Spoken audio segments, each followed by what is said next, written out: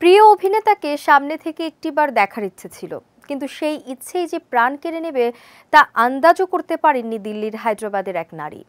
হায়দ্রাবাদে পুষ্পা 2 সিনেমার প্রিমিয়ারে ভিড়ের চাপে প্রাণ গেল রেবতী নামী ওই নারীর। রেহাই পেল না তার ছোট্ট শিশুটিও। 5 ডিসেম্বর মুক্তি পেল আল্লু অর্জুন, রশ্মিকা মান্দানা অভিনীত সিনেমা পুষ্পা 2। 4 ডিসেম্বর রাতে হায়দ্রাবাদে এই সিনেমার প্রিমিয়ারে থিয়েটারের বাইরে অনুরাগীদের উপচে পড়া ভিড় ছিল। এমনকি ভিড় সামলাতে গিয়ে হিমশিম খাচ্ছিল স্থানীয় পুলিশ।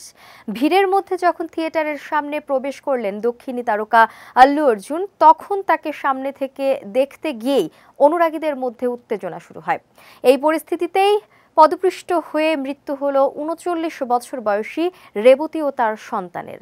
বাংলা, হিন্দি সহ তামিল, তেলেগু, মালায়ালাম, কন্নড়ের মতো আরও 4টি ভাষায় মুক্তি পেল পুষ্পা 2 দ্য রুল, যা মুক্তির আগেই 400 কোটির বেশি ব্যবসা করে ফেলেছে।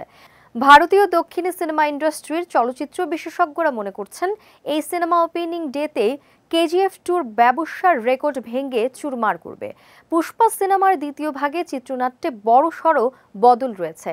ক্লাইম্যাক্স নাকি একেবারে চমকে দেবে দর্শকদের। পরিচালক সুকুমার ভারতীয় গণমাধ্যমকে জানিয়েছেন, পুষ্পা সিনেমাটি যেভাবে গোটা দেশে দারুণ সাফল্য পায় সে কথা মাথায় রেখেই এই সিনেমার দ্বিতীয় ভাগ সাজানো হয়েছে। পুষ্পা 2 সিনেমার টিজারের প্রথম ঝলকেই চমকে দিয়েছিলেন আল্লু অর্জুন ও রশ্মিকারা।